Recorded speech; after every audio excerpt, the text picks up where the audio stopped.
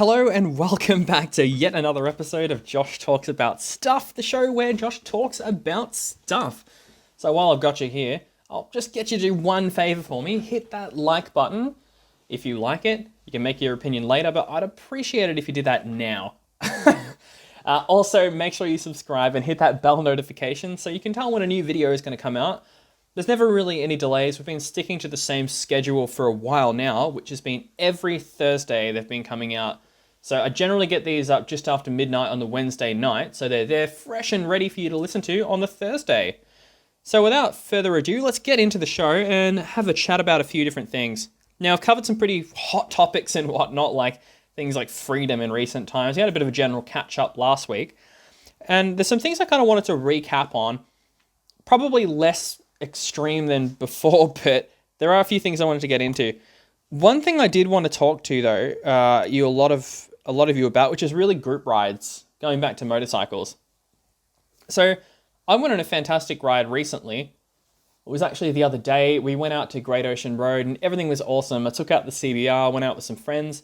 I originally thought that I was only going to go out with like 4 people, so see, in the past, I normally go for rides in the evening or at least around sort of like between, 5, 6 p.m. sometime around then. The roads usually don't have that many people on them. It's generally pretty clear and it's a pretty good, decent run.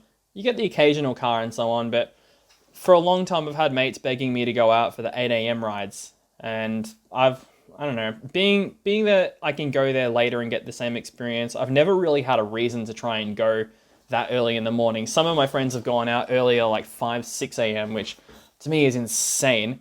But I don't think it's necessary to go out that early to have a great time. And the road's not a racetrack either, so it doesn't need to be completely barren of cars, in my opinion anyway. Having cars in front of you doing weird stuff like braking mid-corner is not great, and it does ruin the experience, and it can be unsafe if you're not leaving room for them and whatnot. But yeah, big shock to me though, when I got to the petrol station, I expected maybe a couple other people, sort of, stragglers in different groups and whatnot. I wasn't expecting there to be like 35, 40 people there on different groups that are all just rocked up, each of them maybe 5 people in each group. That was mind-blowing. I hadn't seen that many bikes together in a long, long time. So yeah, that was very interesting. But the reason I wanted to bring up group rides though is I had a good group ride. But there is some things that I kind of wanted to chat about that. Now, we went from where I live, which is just in Geelong, in Victoria, and we went all the way out to Great Ocean Road, went to Lorne. Normally, I prefer to go further out than Lorne. I like doing the big trip. If any of you people know this, I like going, really, I think the road opens up from Lorne to Apollo Bay. I think that's like the proper Great Ocean Road starts there. Going to Lorne from Anglesea is pretty good. It's pretty fun, it's pretty twisty, got some decent sort of sweepers and some nice hairpins that go back to back into one another. And it's not the most challenging road, and it's got some pretty decent surfacing there too. The only things you got to watch out for is people driving in the oncoming lane, which can happen quite a bit. Motorists in front of you doing weird things like braking mid-corner and so on. That's never good, and you got to be on your wits about you as well. And the other thing to really pay attention to is the sea mist and whatnot. Sometimes because there's a lot of tree coverage in there, the trees tend to hold the moisture in. So when you've got sea spray with the wind that's washing up into the air, and then that all sort of comes down and showers itself onto the road, can leave a bit of a mist on the road, which can be a little bit slippery sometimes. For the most part, it's fine. And generally by the time you get there, your tires are, relatively warm enough that it's not that big of an issue. So it's pretty good. It's nice. It's a nice little fun, little bit of a twisty commute and whatnot. To Lorne with some cafes and so on, and you got your options of coming back as well, either back the way you came, which strangely enough, I think Great Ocean Road, it feels like 2 different roads. When you're going from Lorne to Anglesea or Anglesea to Lorne, it feels completely different just because the way that the camber of the road changes when you're coming one direction versus the other. In that other lane, it just feels like a whole different world. And that's fantastic. I like that. It's got some variety. But I do honestly think though that if you want to have a proper ride, I think it's a good sort of warm-up, get to Lorne, and then just keep going and go all the way to Apollo Bay. You can go further than that, but I think it becomes a little bit too high speed for me. And yeah, but otherwise, I think it's pretty good. Just the surfacing past Lorne is a bit dodgy, I think. The general road I'll do is once I get to Apollo Bay, though, I'll double back, and on the way back, I'll split through forest and then go that way and eventually come all the way back out through Winchelsea and whatnot. And once I've gotten to Winchelsea, I'll loop back in through Dean's Marsh, which is your other way back, and then I'll go back up the hill until I get to Lawn again, and then go from Lawn back to Anglesey and go out that way through Torquay and have a nice cruise home. So that's a general way I like to do it, but I had an accident going back, not a motorcycle accident, thank goodness, but I had an accident with some tools recently, and I lodged a little hatchet in my hand. I mentioned that in the past, but it was just a dumb accident with some tools, and these things happen, accidents happen, and yeah, I've got my hand, it's all complete, it's all fine, it's healed now, but I wasn't riding for the past maybe 3-4 weeks. So I wanted to go a little bit easy because I haven't been on the bike, and it's only now that I've really got the movement back in my hand to actually kind of get back into it and have fun again. I wasn't out to break any records. Not that I ever am anyway. We got racetracks for that. So you shouldn't be trying to lap time yourself on the street, because you never know what's going to happen. You could have an accident out there, and it could be someone else having the accident, if you're doing something silly. Now, getting back to group rides. I had a really well-behaved group ride. I ride with some friends, and I only ride with people I trust, and I'm glad that that's the way I roll, and I'm glad I've got good friends who know what they're doing, and they know how to ride within their element. But I've been on other group rides in the past where there's this phenomenon that happens, and I always wonder about this. Sometimes you get, sometimes what can happen is you end up with people who are faster than you, or they're going through corners quicker, and you notice the gap between you and them starts increasing. And I often wonder this, and I'm not talking about whether you should check yourself and make sure you don't chase them, because that's all self-control. But a lot of people think that someone getting to a location faster than you necessarily makes them a better rider, and I don't think that's the case. You really got to ask yourself this question. Are they a faster rider or a better rider than me, or are they just taking more risks? Because that's a big thing. I've seen that in cars too, going through all sorts of twisty roads through Melbourne as well. I've always wondered this, because you got people who will just go hell for leather, and they'll just go out there and they'll go crazy and they'll do whatever they can to get to the location as fast as possible, where it seems to be that the faster you get there earns you some sort of badge or something. But there's no victory in that. There's no mad props or anything, or whatever the cool terms are for it. There's no reward in getting to a location faster. It used to be that the journey was the experience, that's the experiential part, and getting there was the incidental part that, oh, well, I'm at the location now. And I prefer looking at it that way. And, if I get to a location 15 minutes slower than someone else, then so be it. At least I got there, and at least I can get home. But what happens in group rides often, though, is that mentality changes, and people start to fall into, I guess, what you'd call like groupthink or group behavior, that mob mentality. You see one person going hard, and it doesn't really matter. It's irrelevant whether their skill level is what's making them faster, or they're just someone taking more risks. But often what can happen is the person behind them feels like, oh no, that person's getting away from me. I can start to see tail lights getting further and further away. Well, I guess I've got to go faster to catch up. Here's the thing, you don't have to. There's no obligation to go faster. There's no obligation that you need to get there quicker.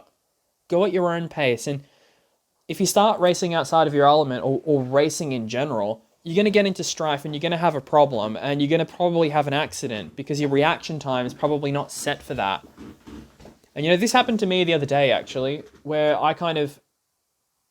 I'm normally, look, I don't like talking about myself as a rider in terms of skill sets or being faster than other people or anything like that, but among the people I ride with, I generally know where I stack up, and I know who's quicker than me and who I'm quicker than, and I'm talking about it from more like a technical perspective, like who's a little bit, has a better entry speed or whatnot.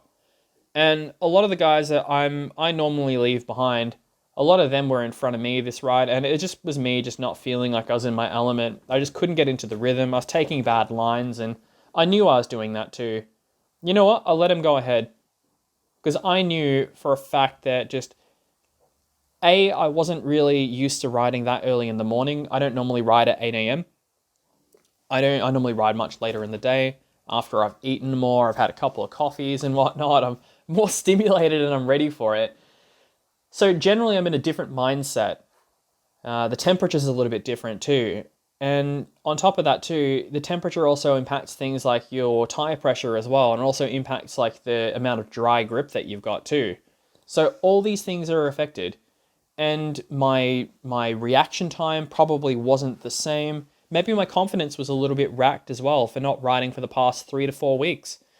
So all these things kind of factor into it, and that all sort of informs how you're going to be riding. And that's what I was thinking. And I knew that I was cooking some of my corners, and I knew that I wasn't right, and I knew that I wasn't where I should be. So I went out of my way to make sure that I wasn't trying to chase anyone, and I made sure that I wasn't trying to set any records or try and keep up when I know I was faster. It's not like you can just keep wringing the neck of the bike and assume that it's going to do the work for you, because it's just a machine, it's a tool. It's not something that's going to do the work for you. You work it. It's just an extension of you. So that's something to keep in mind. And it's kind of funny with groupthink too, or addressing a group. Because I often think about this too, that I guess this is something you learn in public speaking too, is you never really address the collective. And this is kind of digressing a little bit from the original point I was making, but it is sort of a side note and something I wanted to definitely cover too, which is something that I find interesting, that when people get into talking to large groups of people, the first thing that a lot of people do, and look, me self included too, I used to think this as well, is I would start to address the group and try and talk to the collective, the total volume of people, because it was easier on me to talk to a large group of people. It's faceless when you're looking at an audience.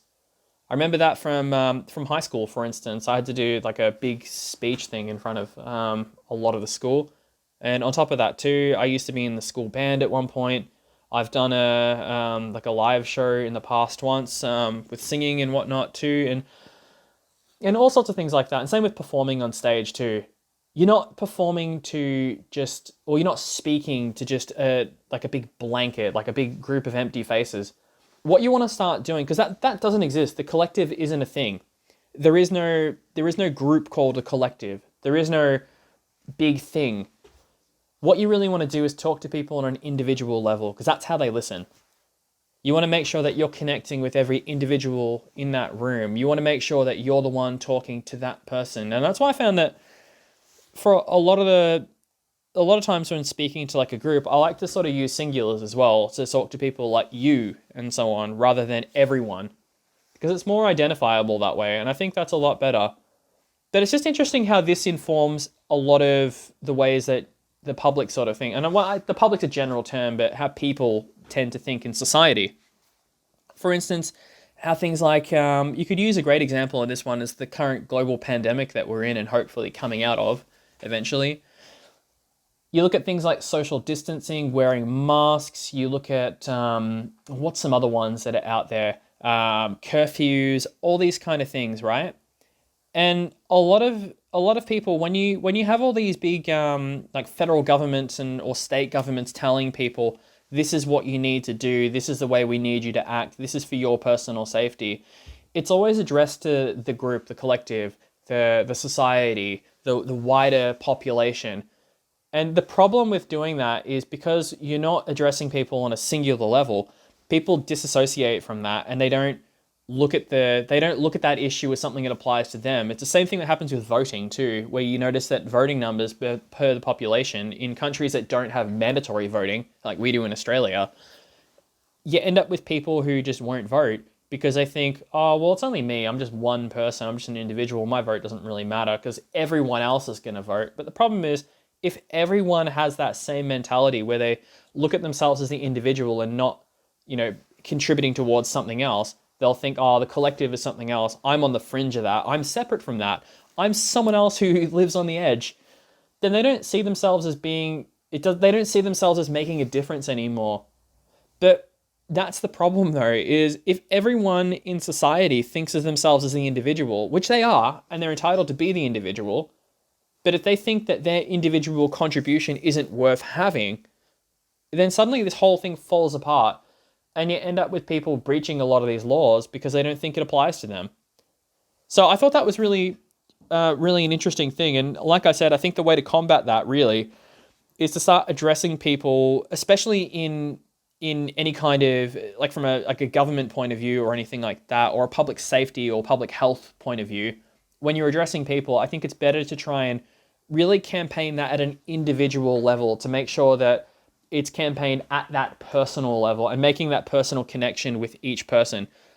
Because without that, if you just say to, like, a blanket rule, like everyone needs to do this, you will end up with that same problem I mentioned, where it just becomes like everyone thinking that they're part of, like, a fringe. They're part of this edge of society, that society is something that lives outside of them. Because let's be honest, you and I both feel that way too, don't we? That the reality is that we don't think of ourselves as being part of some machine, some collective. We think of ourselves as individuals. We're told that we're individuals from an early age.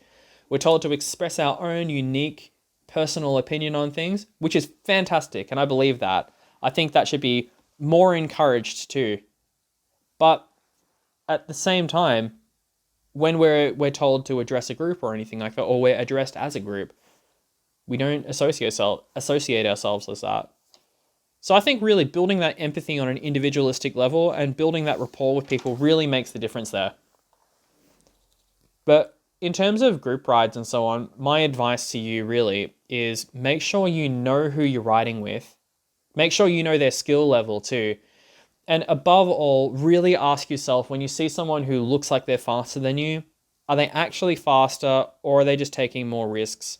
Because realistically, you don't want to be really riding more than 60% of your out of your ability. You want to be well within that comfort zone, because the street is a treacherous place and it's not the place to take risks. You see people posting videos of doing crazy things like getting knee down on the street and all these kind of things, and yeah, like, accolades to them for doing so. Fantastic.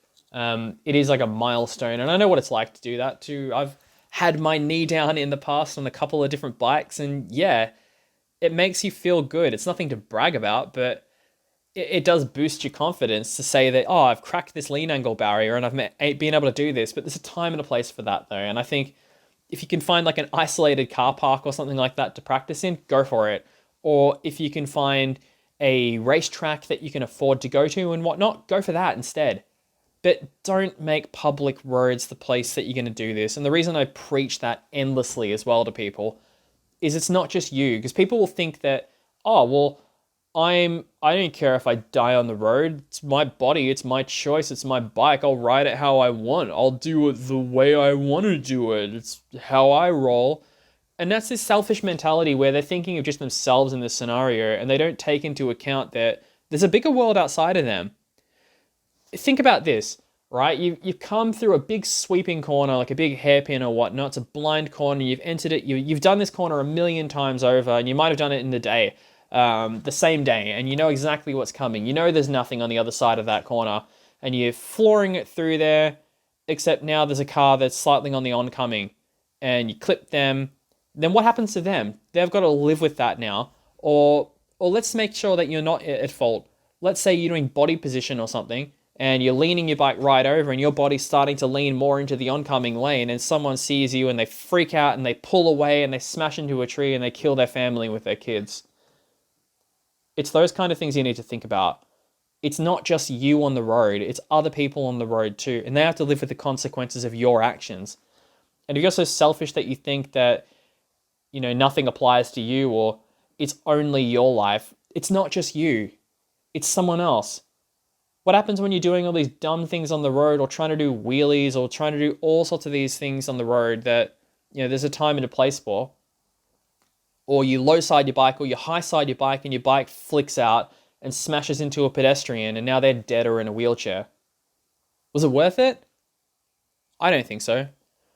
But, you know, this is something that's pretty close to me, because I've had accidents before, and I've had dumb accidents that have been my fault. I've had accidents that have been other people's fault. And the reality of it is, some things are going to be outside of your control no matter what. I'd like to think that most times on a motorcycle especially, you shouldn't be putting yourself into a position where you could have an accident. So therefore, most accidents are well within your own control. But sometimes, on the rare occasion, there is going to be things where there was nothing you could do. It's rare, but it can happen. There's always going to be an outside element, something you weren't prepared for, something that you didn't know how to react to, or something that was just the right series of events that led up to something. And those things are true accidents. But for the most part, though, I think policing yourself on how you ride, and that's why I think group rides are a great one to mention with this. That's because a lot of people are influenced by the group. They're influenced by how other people in the group do things. The same thing happens with everything, like in groups, whether it's like conspiracy theories or you name it. People get influenced by their peers, and they think that their peers represent the majority. They think that their peers are the ones, or the people they spend time with, really, are the ones that represent what everybody is thinking. So they'll jump onto that. It's like, oh, well, I don't want to be left behind. And the same with like fashion goes that way. It's the same issue with consumerism as well, because everyone else is doing it. I should be doing it too. Which is strange, isn't it? That it's almost like the direct opposite of that whole group thing I mentioned, where people will choose which group to latch onto, and they'll see that everyone is doing a certain thing. It's the popular thing, it's the accepted thing to do, and they don't want to be left out because they don't want to be ostracized. They don't want to be left behind. They don't want to be solo. They don't want to be single. They don't want to be the one who's looked at differently. Which is so strange, because on an individual level, they want to be the individual. They don't want to be told what to think. They want to think for themselves. But they're happy to think for themselves to to choose the group of their choice and be exactly like them, which is really strange what people do. I don't know. I don't really understand it still, but it is something that I've been thinking about quite a lot. The whole like consumerist thing kind of comes to mind a lot lately. It kind of goes in together with what I was talking about with freedom as well. But in that freedom speech, there wasn't something I mentioned in there that I only kind of thought about this afterwards. I was thinking about it possibly only a couple of days ago. The whole concept of free time. I don't know if you've ever thought about this, but it's such a strange phrase, isn't it? This idea of free time. What does that mean? Now, I know a lot of you are probably thinking, well, free time is just that. It's just the time that you've got to yourself when you're not doing work or whatever. I think it goes a bit deeper than that. I think it's something interesting. And I don't want to read too much into just an arbitrary phrase or anything. But to me, the idea of free time seems to imply that free time is something that just exists on the edges of your life. It's not something that, the time that you're in control of, it's accepted that that's something that would be a minority. And that goes together with that whole speech I did about freedom in a previous show. The idea that, well, we're not really in control of things in our life, are we? That freedom comes at a choice. It comes at a consequence. It's something that we strive for, this idealism of freedom, this idea of freedom, this concept that sits on like the edges of society that only some people really have, can attain that. But we think about freedom of choice, freedom of lifestyle, freedom of everything I've already mentioned in the past, right? But when you think of free time, though, it's like, well, when's our free time? It's the time that we're not working. It's the time that we have to ourselves. And that's really the time that we actually get to live our life, that we only get to live our actual life and make our own decisions in our free time. Which to me, you'd think that most of your time would be free time, that most of the time would be the time in your life that you're living your life, and it would be the fringes of that, of where you're actually doing work for, doing things for money, trading time for money and so on, which is to me, it's a bit strange. Because it kind of implies that you only have value when you're actually contributing to something, that your time only belongs to you when you're, outside of having value. I guess what I mean by that, I know that's a bit of a convoluted way to say it, but the majority of your actual time, your non-free time, if you will, it belongs to someone else. Your time doesn't belong to you. It belongs to your employer, belongs to your responsibilities. And the time that you have, your free lunch hour, your free time after work, your free time outside of that, is the time that you get to live your actual life, which means that really the only value that you've got is the time that you're actually contributing to this machine that we call society. But then again, you got to think about that. Is like, well, what does that really mean? That we're contributing towards society, but really, what are we contributing towards? I know that there's people who are going to definitely contribute to society, and I think there's real merit in that. For instance, there's proper careers. We need people like doctors. We need people to protect us. We need police. I know it's a contentious one. We need military. We need people to keep us safe. We need people to build our roads. We need people to take out our garbage. We need people to recycle. We need people to do all these things, to create power, to create all these different things, right? But the way that we value those people in society is very different.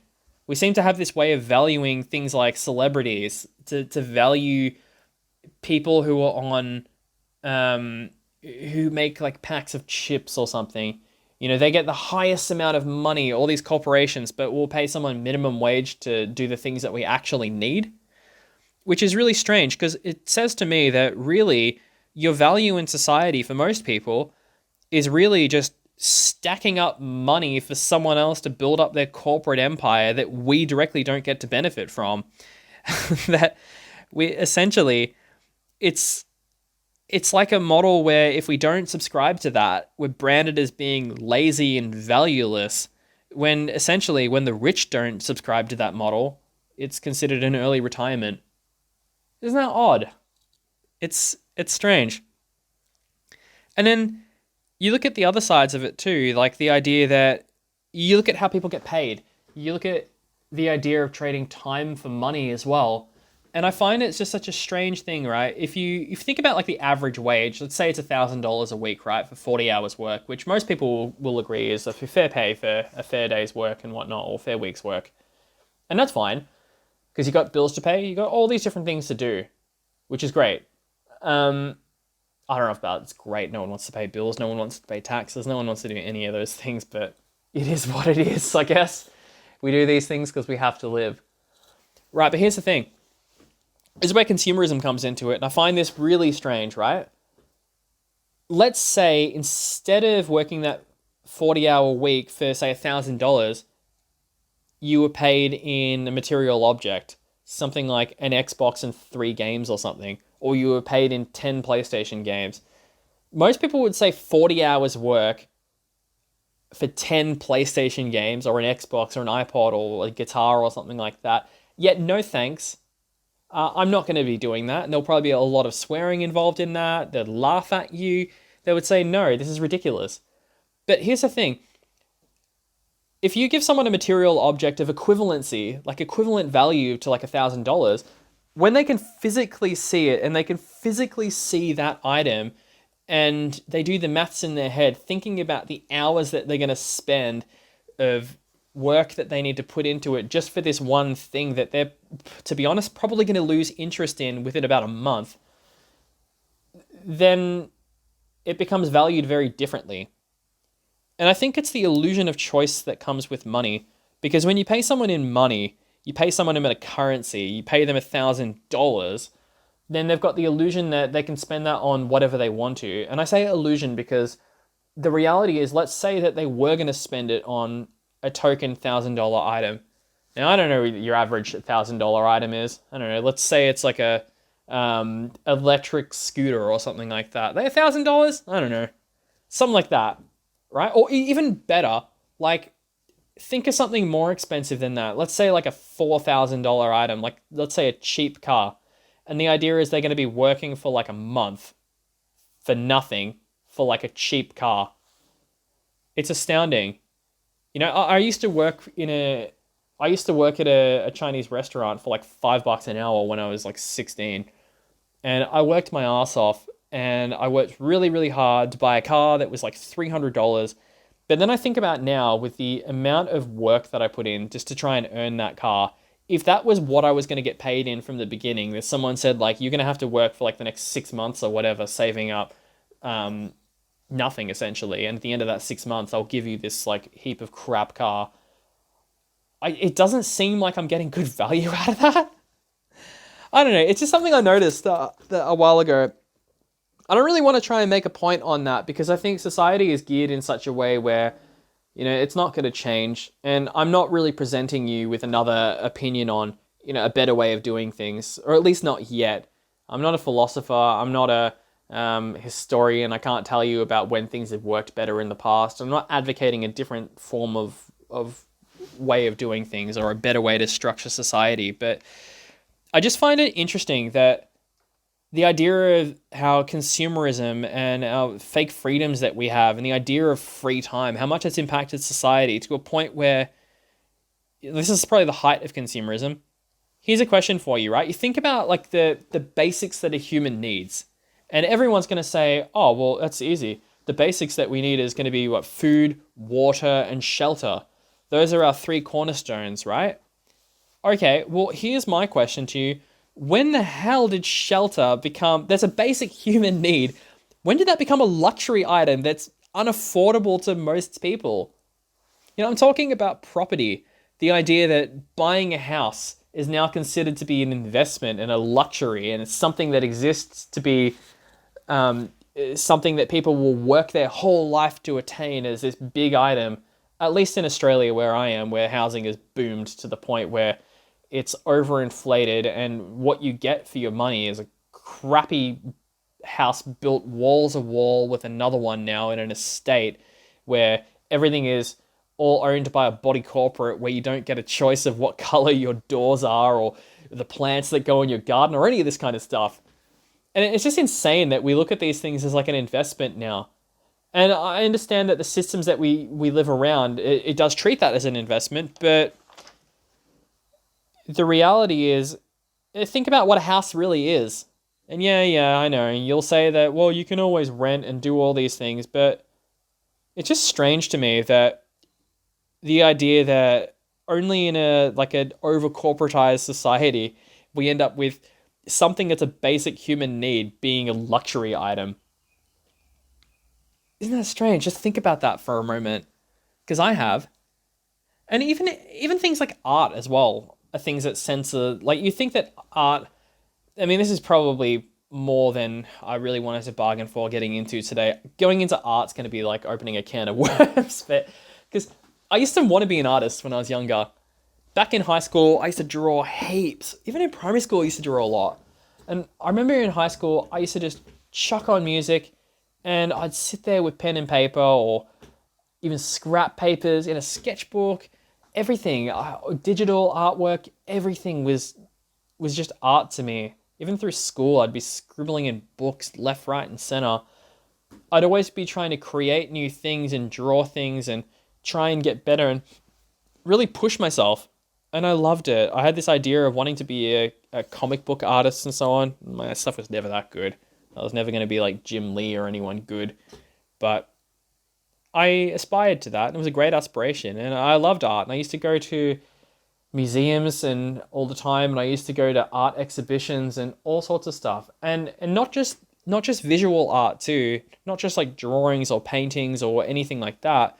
I used to love more artwork in terms of, say, like music and so on too, more experimental music. And I loved it. I threw myself into that world, and it was everything to me, and especially film. And nowadays I've sort of transitioned from that more into being in front of a camera, and I think that's why I've sort of mainly stopped drawing, because I find that it's a better way for me to express myself, or it's a way that connects better with me, expressing myself through acting rather than doing it through another visual means of drawing or anything like that. But something I was discussing with a friend of mine recently about art is how art tends to lose its meaning over time, which I know that sounds odd, because I think a lot of people will say the opposite, that art actually gains more meaning over time the more people study it and so on.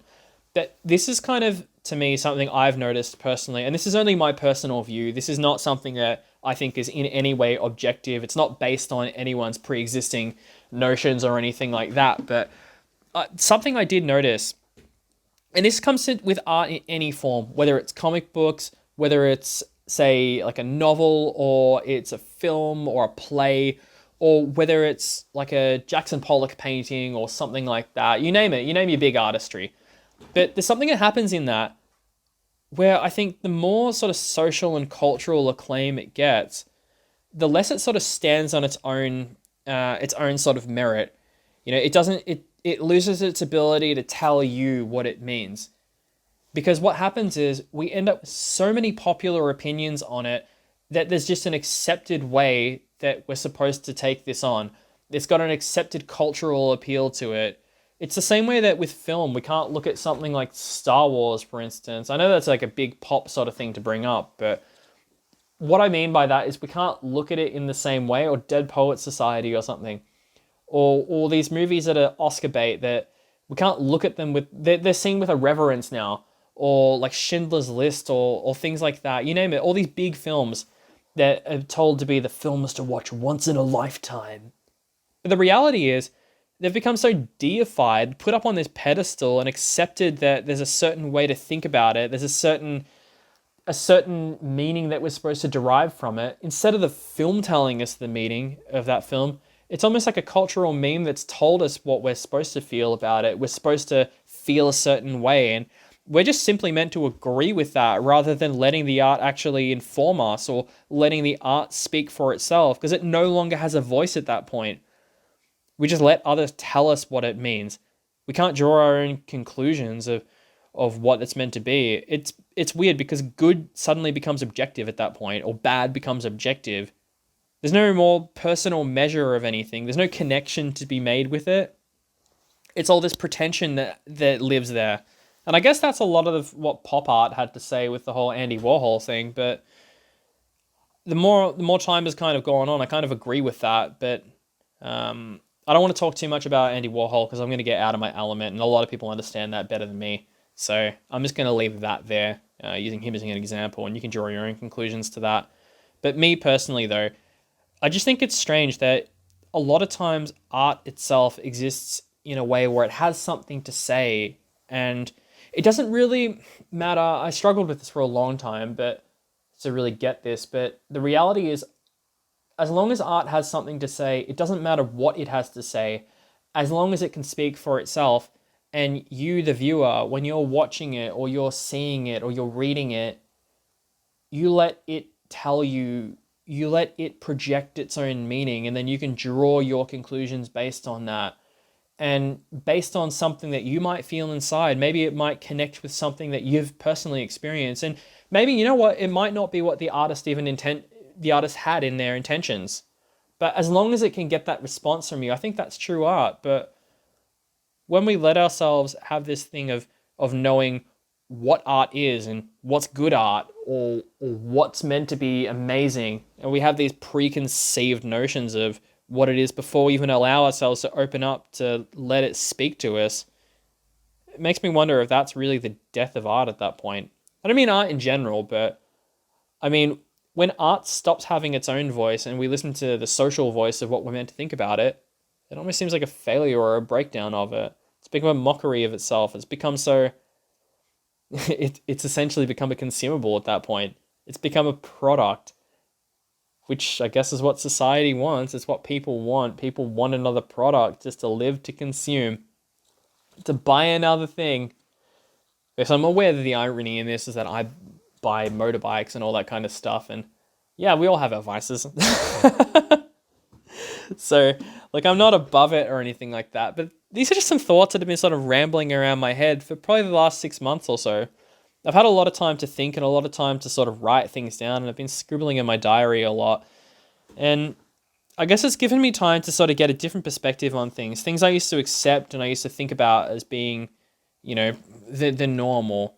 Things that I thought were, you know, there. Like, even in films and stuff, there's been things that I've sort of questioned. I think a great one to question is something I've seen in films. Like, we have in society this thing that, I say, God, that's like my new buzzword, isn't it? Society. No, but we have this thing, which is we always assume, and I'm going to preface this by, and I agree with it, that no means no. And yeah, no does mean no, but isn't it funny when we go back and look at films these days that society, like, gosh, I'm saying it again, that a lot of films that we watch culturally have this same notion in it that, like, no maybe doesn't mean no.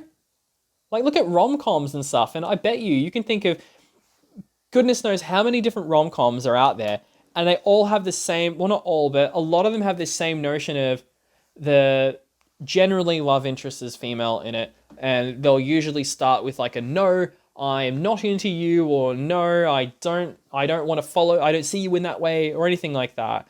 And you think that no means no, but we have this idea of the chase. You know what I mean? The chase, like the idea that like, oh, no means no, but it only means no for now. It's because I haven't pushed and proved how much I love her. I haven't shown her. I haven't followed her. I haven't done all these things. I haven't gone to her workplace without her knowing. And there's always a scene that's some horrible scene in real life, it would be anyway. But in movies, it's meant to be, oh, he really shows how much he loves her, where she's generally saying, no, I'm not into this. And then he'll grab her and kiss her. And then in that moment, she realizes, oh, I do want this. I am in love. Thank you for showing me. But you think about this in real life in the context of that how brainwashed we are, that we think this is normalized, where something like this is borderline an assault. Like, I shouldn't even laugh at this because it's horrible. That the idea is like, I mean, I read a story a while ago, actually, and it's horrible, but it's almost laughably horrible. It was basically that it was about the idea of, once again, this no means no. This lady's daughter was in high school, and a boy that was there, he said that he was into her and he asked her out, and she said no. And essentially what had happened was the boy cracked it and he was upset and he went and complained to his dad about it, that he got turned down. So the dad turned up at this lady's house and started accusing her of saying, like, you need to talk to your daughter. I'd apologize to my son. He asked her out. He was a nice guy. He was a really nice guy. I'm emphasizing nice guy because that's a whole nother conversation. We're not going to have time for it today, but we'll get into that another day because that's a yikes conversation. But anyway, demanded that she tell her daughter to that it's okay, that he can go out with this girl now. And the mum basically said, well, no. She said, no, he needs to learn how to accept that. So the dad called the cops. Nothing happened, obviously, because it's a ridiculous reason to call the cops. But it just kind of goes to this idea that there's this entitlement that people have. And I'm not trying to turn this into a patriarchy thing or anything like that, because I don't even want to make this a gender issue. But I really want to kind of go back to this idea that we have in society that no only means no on the surface. This comes with anything. I've found this as like a private seller of items as well. That you tell people no, like, I'm not going to sell it to you for X amount, but people think if they keep harassing you and keep pushing you, that eventually with enough harassment that you'll bend the knee and you'll say, oh, you know what? Oh, well, okay. But the reality is people need to learn that no really does mean no, that's the end of it. That's the conversation. And, you know, if I change my mind, then I can come to you and say yes, but you don't have to harass someone and bend someone over and try and, you know, force your way on them to get your way. So I think maybe next week we might have a chat about entitlement, because if there is a big conversation to be had there, things like the whole nice guy thing too, you know. I did briefly mention that, and yeah, we're not going to have time for it now. We only got another minute or two left. But basically what I wanted to do is just mention just quickly, general speech. If someone tells you they're a nice guy, they generally aren't. If someone tells you they're intelligent, they probably aren't. If someone tells you that they are X, Y, Z, then they're probably not that thing. It's a general kind of good hint to have. Anyway, look, it's been a fun chat. I've enjoyed having a sit down with you, and at least I'm sitting down. You might be standing, I don't know. But I've had fun. I hope you have too. And I'll tell you what, if you haven't had a chance to hit that like button, now's probably the time to have made an informed decision and press it again. Make sure you do subscribe, and please hit that bell notification. Like I always say, we are here every Thursday, and I say we because I'm including you. You're going to be here with me every Thursday, so I'll look forward to it. Have a fun week, and I'll see you next week. Catch you later.